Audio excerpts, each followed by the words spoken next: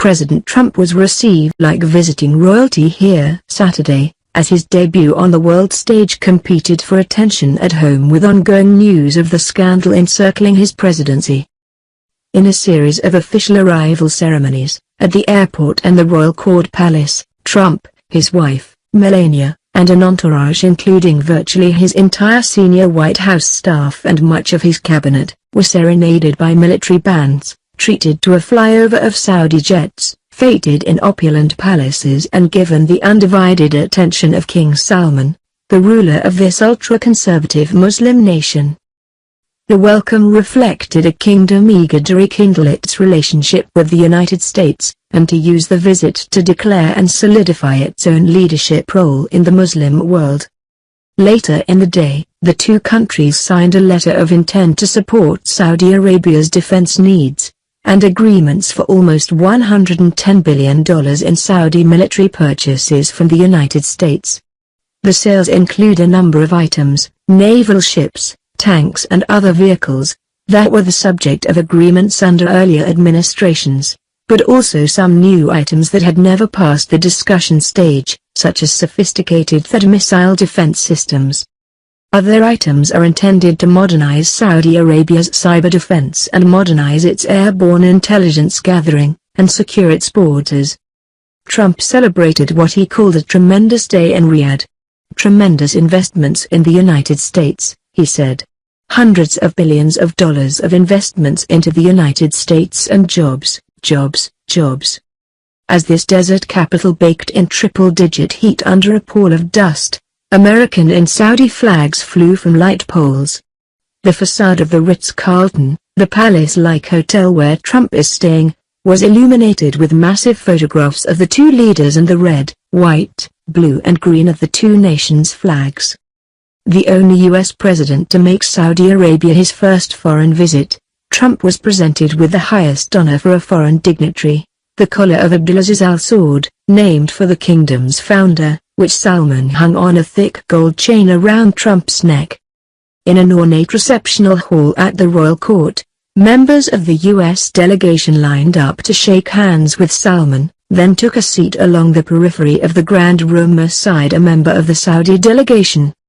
On the dais with Trump were the First Lady, daughter of Ivanka, and Secretary of State Rex Tillerson, Commerce Secretary Wilbur Ross, White House Chief of Staff Reince Priebus, Trump advisor and son-in-law Jared Kushner, and Chief Strategist Steve Bannon also were there.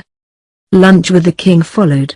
Spirits were high, with Kushner greeting National Security Advisor H.R. McMaster with a high five as they then entered the room for a closed-door bilateral discussion. Gary Cohn, director of Trump's National Economic Council, told reporters that a number of CEOs also here had signed a number of deals with Saudis. A lot of money, Cohn said. Big dollars. Big dollars. The official delegations discussed issues including oil, Iran and Syria. Saudi Arabia is part of the U.S.-led coalition against the Islamic State, but relations were strained with the Obama administration over U.S. failure to push for the ouster of Syrian President Bashar al-Assad with strong support for rebels fighting against him. During his campaign, Trump indicated he was uninterested in U.S. involvement in Syria's civil war, but as president has spoken out against Assad and last month launched a cruise missile attack against a Syrian government airbase. As they chatted following the award ceremony, Salman was overheard telling Trump that Syria too used to be one of the most advanced countries. We used to get our professors from Syria. They served our kingdom. Unfortunately, they too brought destruction to their own country. You could destroy a country in mere seconds, but it takes a lot of effort. Air Force One touched down here shortly before 10 a.m. local time after an all-night flight. Salman, 81, who ascended to the Saudi throne in early 2015, was brought to the edge of the red carpet in a golf cart, then walked with a cane to the bottom of the aircraft stairs to await Trump. The two exchanged greetings as a military brass band played, distant cannons boomed and 7 Saudi jets flew overhead in formation, trailing red, white and blue smoke. "I'm very happy to see you," Salman told Trump, who responded that it was a great honor to be visiting the kingdom. Trump and the First Lady, who had her hair uncovered and wore black long sleeves and flared pants, cinched with a wide, metallic gold belt, were presented bouquets of flowers by 3 traditionally dressed little girls. Salman's presence at the airport ceremony was a sign of the importance of Trump's visit to the Saudis. Chatting through an interpreter, the men then walked into the VIP reception terminal at King Khalid International Airport for a cup of coffee. Salman rode with Trump in the president's armored Cadillac for the drive into the city. Trump has 2 days of meetings scheduled in Riyadh, including with the heads of the 6 Persian Gulf monarchies of the Gulf Cooperation Council, and an Arab-Islamic-American summit of at least 40 nations, primarily from the Middle East, Africa, and Asia. He hopes to forge new partnerships in fighting global terrorism and confronting a common enemy, Iran, which on Friday re-elected President Hassan Rouhani. Before a royal banquet Saturday night, Trump will also hold a brief meeting with Crown Prince Mohammed bin Nayef, the heir to the Saudi throne, and an open-ended meeting with the Deputy Crown Prince, Mohammed bin Salman, who visited Trump at the White House earlier this spring. The young Deputy Crown Prince, at 31, is the architect of a massive plan for Saudi economic and cultural renovation and also serves as defense minister. Saudi watchers also consider him in competition with Nayef for power.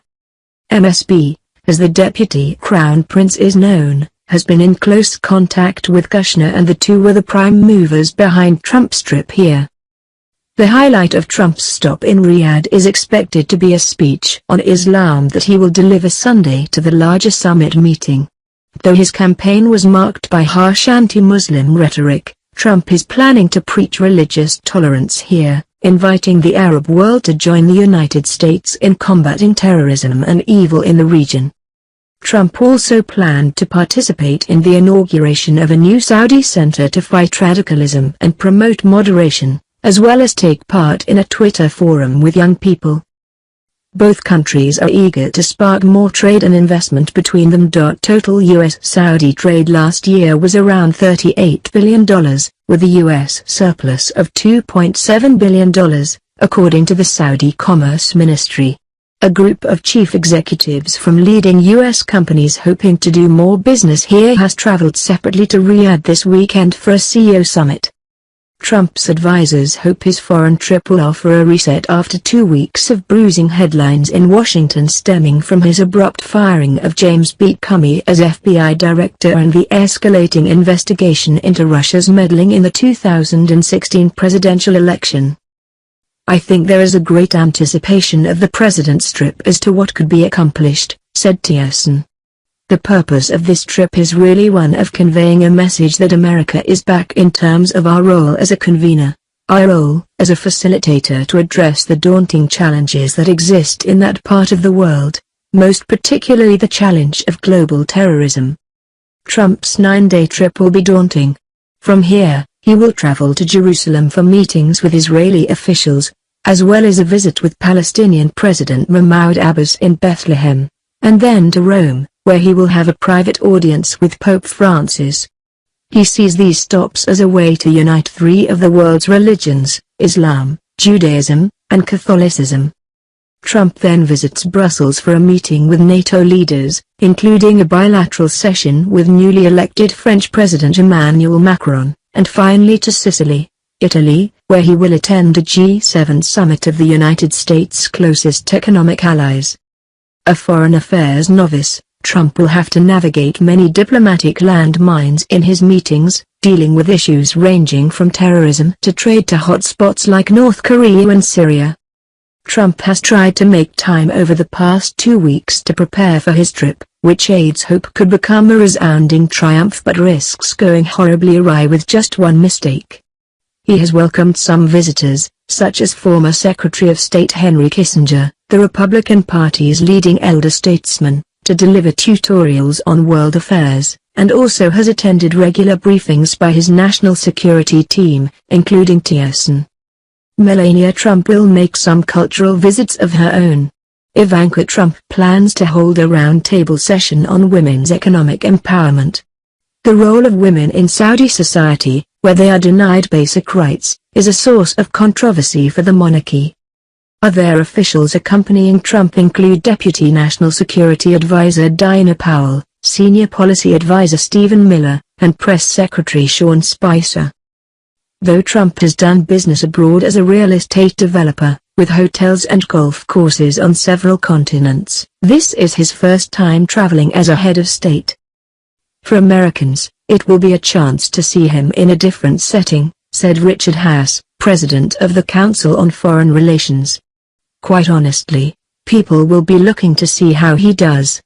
There will just be flat-out curiosity about how well he does handling that dimension of the job.